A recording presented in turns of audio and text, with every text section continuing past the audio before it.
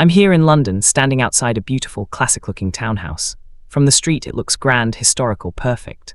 But the story of this home, the real magic, doesn't happen up here. It happens down below. We're about to go inside a house that has been completely transformed, not just renovated, but reimagined. And the biggest surprise is waiting for us in the basement. A basement that's unlike anything I've ever seen. Come on, let's take a look. Walking through the front door, the first thing you notice isn't a thing at all. It's the light. It's everywhere. The team who worked on this house told me their #1 goal was to chase the light, to pull it into every corner. And they did. We're standing in what's called the principal reception floor. To my right, through a beautiful arched doorway, is the formal living room. It's elegant, calm, with high ceilings and a fireplace that's a piece of art itself. To my left, the dining room. It's set for a quiet dinner, but you can imagine it full of people, laughter, the clink of glasses. But let's walk straight ahead, because this is where the house starts to feel like a home. This is the kitchen and family space. Now, I've seen a lot of kitchens. Some are just for show. You can tell no one ever cooks in them. This is not one of those kitchens. This kitchen is meant to be used. It's meant to be lived in. Look at the materials. They didn't just pick one expensive stone and call it a day.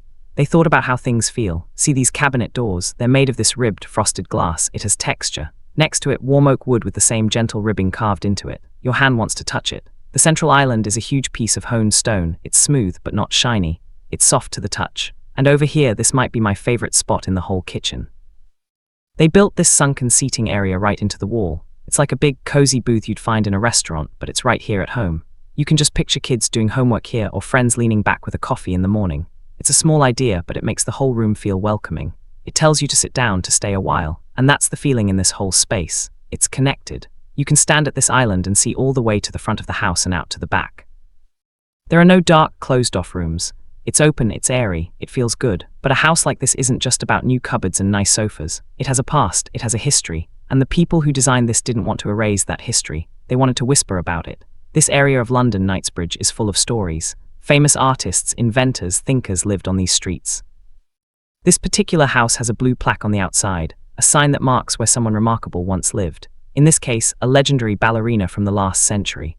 So instead of ignoring that, the designers wove little hints of that history into the new fabric of the house. You see it in the choice of artwork, a graceful painting that hints at movement, at dance. You see it in the curves of the metalwork on the staircase, which feel fluid, like a gesture. They didn't build a museum, they built a home that remembers where it came from. I think that's pretty special. And speaking of the staircase, it's time to talk about it. Because this staircase is more than just a way to get upstairs or downstairs. It's a sculpture. It's a piece of art that you walk on. Look at this. The railing is made of bronze, hand-forged, so it has a warmth to it, not a cold, shiny feel. The steps are this incredible stone called Taj Mahal stone. It has these soft, flowing veins of grey and gold. And then hanging above it all, this chandelier. This isn't a normal chandelier. It was made by glass artists. Each one of these glass orbs was blown by hand. If you look closely, some have tiny little bubbles trapped inside them. That's not a mistake. That's proof it was made by a person, not a machine. At night, when this is lit, it doesn't just give light, it glows. It casts this gentle, dappled light on the walls like sunlight through leaves. It's breathtaking. And this staircase is our pathway. It's leading us to the main event. Because while this upper floor is beautiful, it's what's underneath all of this that will truly blow your mind. Okay, are you ready? Let's go down. Now, when you hear basement, what do you think of? A dark, damp room for storing boxes. Maybe an old washing machine. Forget all of that, what they have done down here. It changes the whole idea of what a basement can be. They didn't just finish an existing cellar. They excavated. They dug down and created an entirely new floor of living space. They called it the underground sanctuary. And that's exactly what it is. The first stop is the wellness area. More and more people want a place to relax and recharge right in their own home. Not everyone has space for a huge pool, but you can do something amazing in a smaller area. Here, they created a spa. They took compact, ready-made sauna and steam shower units and did something really clever. They built a beautiful, seamless wall of custom woodwork around them, with soft lighting set into the back. So instead of looking like two big boxes in a room, it looks like one elegant, peaceful suite. The walls are covered in a soft plaster that has a gentle glow. It's quiet, it's private. It feels like you've stepped into a high-end hotel spa, but it's just downstairs. You could come down here after a long day, turn on the steam and just melt away the stress. It's genius, but maybe you're more in the mood for fun than quiet relaxation.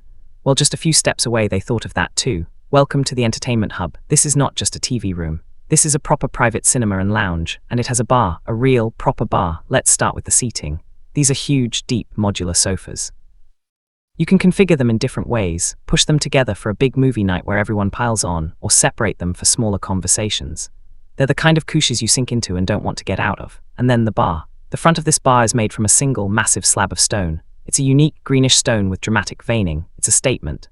Behind it, there's refrigeration for drinks, storage for glassware, everything you need.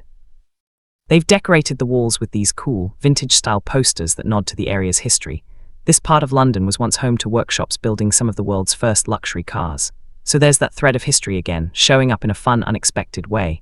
Can you imagine it? Friends come over, you have dinner upstairs, then you all come down here. Someone makes drinks at the bar, you put on a great film, the lights dim. That's not just a movie night, that's an experience.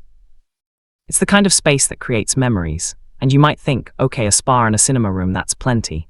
But there's more. This lower level is practically its own apartment. Through this doorway there are 2 full guest bedrooms. Each one has its own beautiful bathroom. The design here is a bit more playful, perfect for guests or for kids. The beds have these clever extended headboards so they can be pushed together to make a big king-sized bed or separated into 2 twins. It's flexible. There's also a laundry room because even in a beautiful house, life still happens. And there's another room they're using as a home gym. It has this great textured flooring made from recycled materials that's soft underfoot. But this room could be anything, a playroom, an office, a hobby space. They even tucked a small powder room down here, so if you're entertaining in the cinema, no one has to go all the way upstairs. The most impressive thing, though, it doesn't feel like a basement. They designed these long, narrow light wells, basically small courtyards dug down from the garden above. They let natural sunlight pour right down into these rooms. So you're underground, but you're not in the dark. You can see the sky. It's a game changer. But wait, we're not done yet. We've been down in this incredible underground world, but the upper floors of the house have their own magic. Let's go back up. Up on the next floor, you'll find the guest suites. These are proper hotel quality rooms, designed for total comfort and peace. The first one has this amazing feature wall. It's not wallpaper, it's a hand-painted mural. It shows a soft, dreamy scene of Hyde Park at dusk, all muted greens and blues and purples. It's calming. They've paired it with a headboard that stretches the entire width of the wall, upholstered in a fabric you just want to run your fingers over. Everything in here is about texture, nubby linen, soft wool, smooth wood. It's a room that feels wonderful to be in. The bathroom continues the theme, with beautiful marble and a spacious walk-in shower. The other guest room has a completely different, but just as lovely feel. It's dressed in the softest shades of blush pink and cream. It feels gentle and serene. They even fit in a small, pretty dressing table in the corner, with a delicate pendant light hanging above it. It's those thoughtful touches that make a guest feel truly cared for. And now let's finish at the top of the house.